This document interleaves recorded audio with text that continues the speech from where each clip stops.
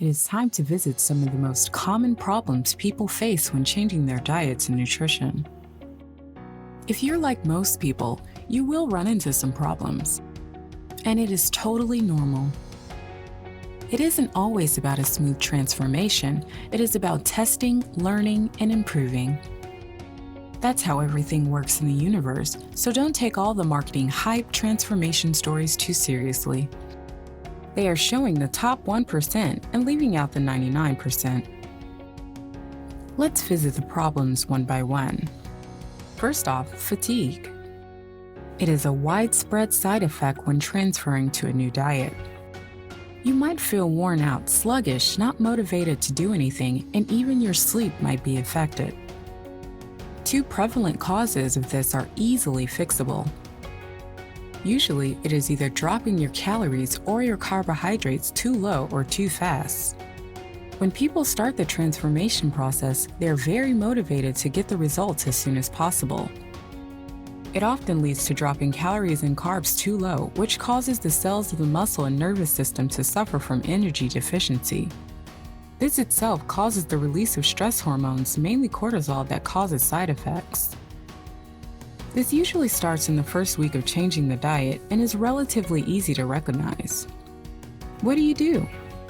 First of all, you need to increase your carb intake, also protein and fat if needed, by 10 to 20 grams a day, or overall calories 50 through 100 kcal a day until you feel good again. After that, you can experiment more freely with your macronutrient composition. 2. Intestinal problems. Those are very common when starting a new diet, especially when our guts are in bad shape to begin with. When starting a new diet, the common intestinal symptoms are bloating, diarrhea, constipation, gas pains, heartburn, reflux, and even loss of appetite.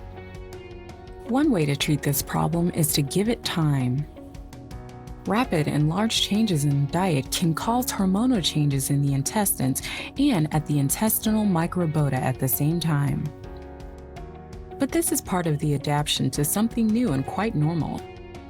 Our intestine and hormonal system are both quite useful, and it usually takes 1 to 4 weeks to adapt to a new diet. So when your symptoms aren't that bad, or don't disturb your day-to-day life too much, giving it some time might be the best way to go. The second problem, which we went over in the fiber video, is too much fiber too fast.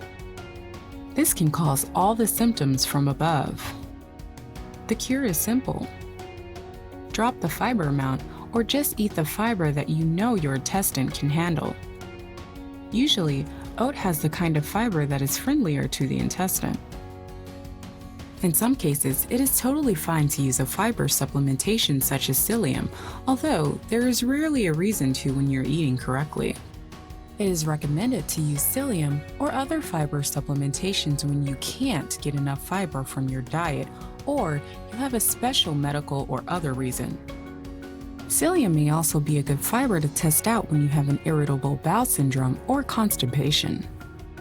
Just remember that you have to drink more when you use fiber supplements. Remember that fiber supplementation can affect drug absorption, so be aware when taking any prescription drugs. Many people suffer from irritable bowel syndrome and IBS due to the bad diet habits nowadays. In those cases, it is recommended that you seek medical help. In some cases, there are intestinal symptoms caused by supplementation, especially when one starts many at the same time. In those cases, it is recommended that you stop all supplementation and start them again one by one slowly. 3. Dehydration. It becomes an issue, especially when dropping weight quickly, changing eating habits, and becoming more physically active. You might get headaches, dizziness, fatigue, palpitations, and weakness in your muscles. We covered it mostly in the hydration chapter, but there is more to it. It isn't only about how much water you consume, but how much you can keep in your cells, tissue, and bloodstream. We won't go deeper into the physiology of this, but it has to do with mineral levels in your body. That's why it is also essential to have an adequate mineral supply in your diet.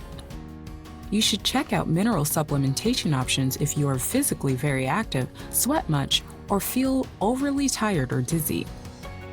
4. Acutely lowered blood sugar and blood pressure. That is an excellent thing, but it may cause problems for people with blood pressure or diabetes medication.